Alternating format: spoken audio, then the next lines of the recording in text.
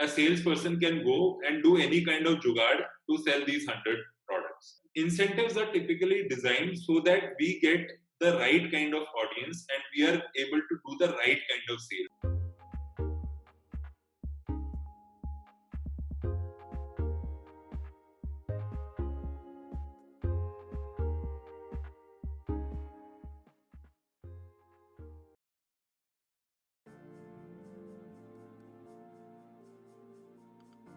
There is something that you have to understand in selling before we figure out the incentive part of it. Selling could be intended selling. Selling could be just selling. What do I mean? You are starting off your brand. You want to sell this product of this brand in a particular territory in India, in a particular section of people. You are starting, say, a product, say a probiotic solution, for example, or a health supplement, for example. Now, this health supplement has a particular audience, and you want to address that particular audience in a particular territory. Now, you tell a salesperson that I will pay you X amount of money, say 20,000 rupees a month, if you go and sell this product, say 100 quantities of this product. A salesperson can go and do any kind of jugaad to sell these 100 products. He can go and lie about the product, tell people that you'll become young if you have this, or you'll suddenly become a bodybuilder or something. He can bullshit anything about the product and sell his 100 products and get his salary. Incentives are typically designed so that we get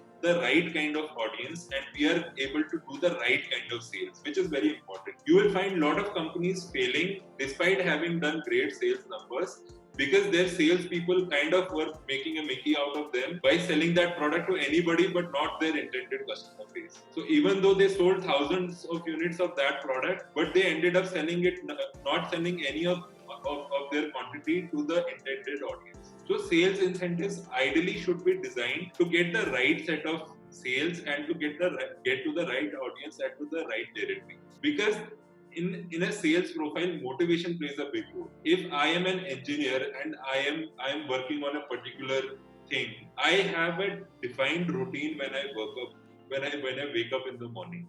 I know I have to go to office. This is my desk. This is where I will sit. This is what I will do for the next. I might take like a couple of minutes extra for this. An engineer, an HR person, a marketing guy, an advertising guy has a very clear-cut idea of their routine. Salesperson doesn't really have a routine.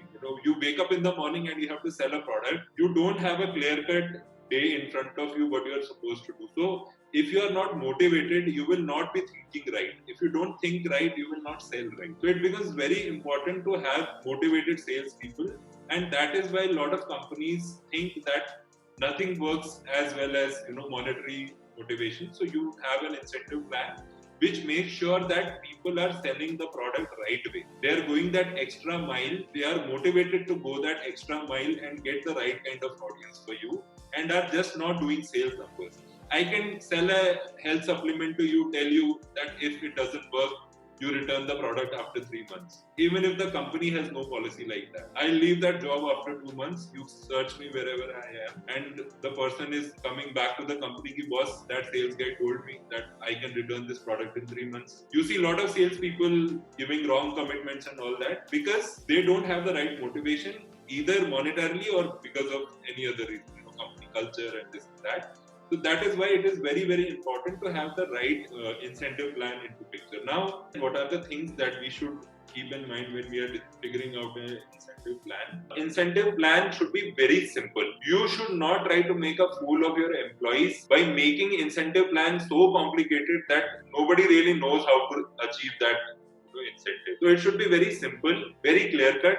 The best incentive plans that I have seen where the company straight away tells their employees that, okay, if you sell this product, you will get 0.5% of the revenue. If you sell this product, you will get 2% of the revenue. So the salesperson can do very simple maths and figure out how much will I earn. Second is to link the monetary value with the intended result. So if you want that your product should be sold in a particular category, there should be a way for you to track before releasing the incentive whether the person has done that thing or not. So what is your intended result for that motivation? If as a company or as a salesperson or as somebody in a leadership role can figure out the salary that I am paying, what is the result I am expecting against that, and the incentive I am paying, what is the expected result against that. Okay, because a person can say, why should I pay incentive? I'm paying salary. So against that, the person should work. But it's very important for you to understand that it is very easy for a salesperson to give you a very basic delivery on the salary and give you an exceptional delivery on incentive. And that is why people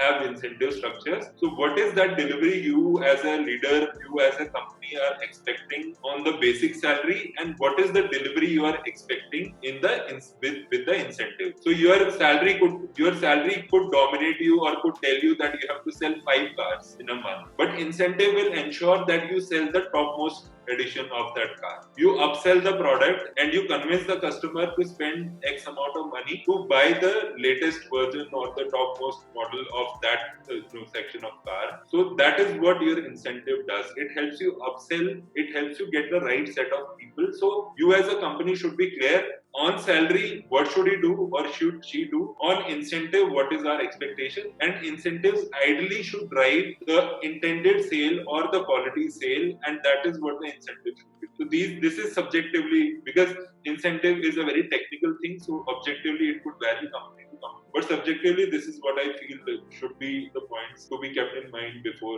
devising an incentive. That's it.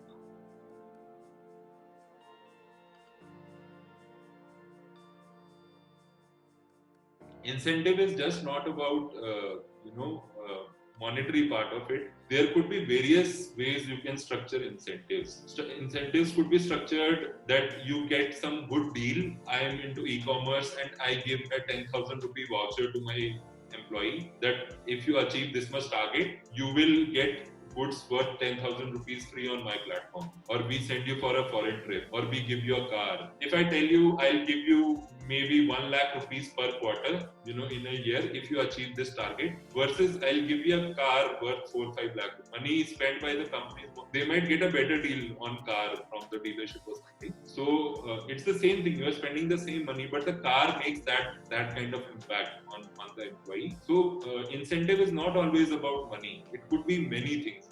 It could be deals, it could be vouchers, it could be some vehicle or something, it could be a watch, it could be some foreign trip. So that it depends on you how you are structuring your incentive and what you feel, is the aspiration of your employees, right? The aspiration of an IT sales guy versus somebody who's selling in the retail counter are very different. Incentive is a very subjective thing, as I said. You should get into the psyche of your employees and figure out what clicks with them. I know of companies that give match tickets, for example, that there is a India versus Sri Lanka or India versus England match, we'll give you VIP tickets if you do this much number. So it works.